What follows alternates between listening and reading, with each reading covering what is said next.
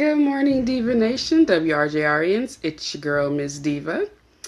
And it's a little chilly here today. It's like 37 degrees, so yeah, that's why I'm dressed like a giraffe right now. It's cold in here. Okay, well, I have two for you guys today. Sorry I missed y'all yesterday. I had a couple of appointments and they ran longer than I expected, and I just wasn't feeling all that great. So, these are two that didn't want to divulge where they were writing from. Hey, April, good morning. Good morning, Michelle. Morning, ladies. The first one is a woman in her early 40s who isn't sure if she should have a DNA test done. Hey, Isaac. Good morning. And the reason she's on the fence about it is she was raised by one man and was always, was told this was her father. Turns out that there's another man in the picture. She's torn as to whether or not to have the DNA test because she doesn't want to hurt the man that raised her and that she believes to be her father, and just really doesn't want to deal with it. So she was asking me what I thought. Here's my take on that. That's a tough one. I understand it though, because my thing is, I wouldn't want to. Good morning, Tat Rat. I wouldn't want to hurt the man that raised me, but at the same time, I think everybody wants to know where they originate from. So, good morning, Monica. So my thing is this: if you can live with the result, then by all means go for it. Maybe just do the test with this new man that popped up, and if he's not the father, then more than likely the man that raised you is. I think that's why I was always so adamant about dealing with one man at a time in that arena, because that was not a question I ever wanted to have.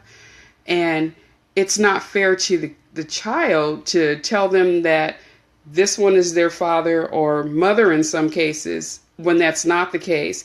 It's a breeding ground for confusion, and it's going to result in pain eventually for one or the other.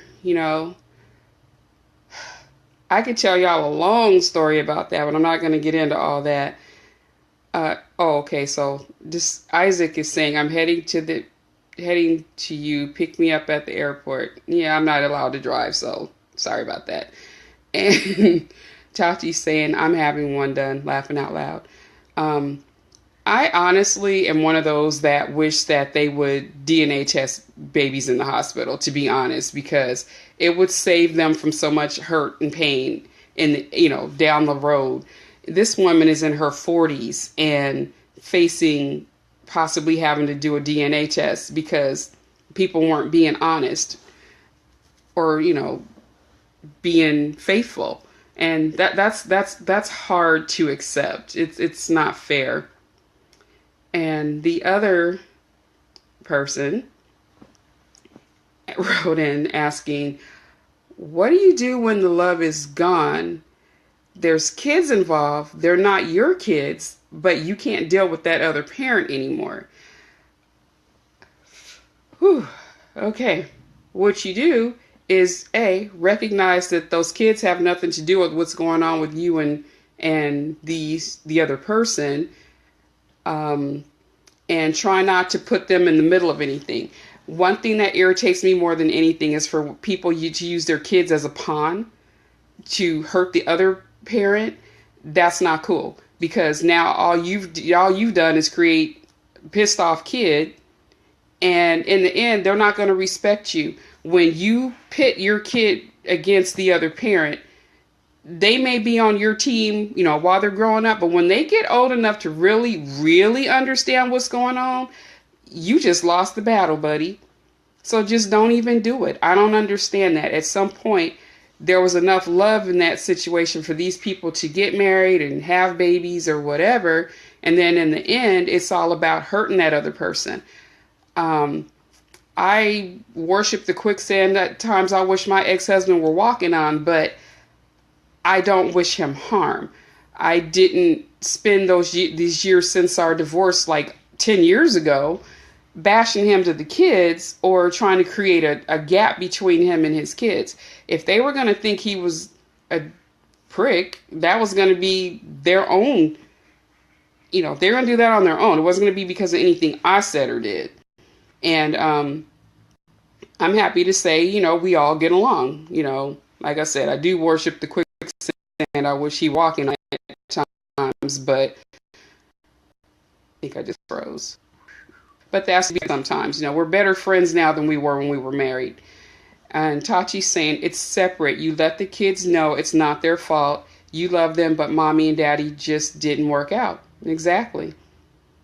But the problem here, Tat, is these are not his biological kids. So he doesn't want to lose that relationship with these kids. And based on the letter, it sounds like there's that possibility because she's angry at him. Now, I don't know the circumstances behind the dissolution of the marriage. I don't know why she's wanting to take the kids away, but, they are her children. So, that part I concede, but on the other end, it's just like when I was married, my ex-husband had 2 children when we got married. These kids were 2 and 3 when we got married. We raised these kids. They were 18 and 19 when we divorced. Heck, 9 walking out of their lives. Those are my kids. I raised them. They're my babies. Don't care what anybody says. I'm not walking out of their lives. Fortunately, he was mature enough to be on board with that. Same with my son. He was on, that's still his son. So there's a certain level of maturity that needs to be involved here too, because I feel like if you raise these kids, it's not fair to just cut you out of their life like that. That's not cool at all. So I'm hoping for the best for both of these people. And please update me. Let me know how that all turns out. And then got an inbox earlier from a young lady out in Georgia, or is she in Virginia? Not really sure. And she had a question and it's fitting because we kind of had this issue on a video earlier in the week. And the question is, why do men feel the need to try to convert a lesbian? What the heck is that all about? Oh, wait a minute. Michelle is saying that would end up hurting the kids in the long run. She shouldn't use them to get back at him. However, if he's abusive, then she would have a reason. Exactly. That's why I said I don't know why this is all going on. But, if there's some extenuating circumstance like that, yeah. No, you can't see my kids. But if he raised these kids, he's been good to these kids, and she's just mad because they're not together anymore. Okay, I use cheating as an example. If we're together, we're married, you cheated on me, I decide I'm done with you. Okay, you were a jerk to me, but you treated my kids well. So as long as they still want you in their lives, I'm going to allow it. You just don't need to be in mine. So I don't know what's going on there. Hopefully they'll email me and update me.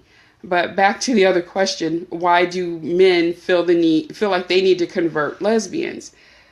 Don't have an answer, but my thought on it is this.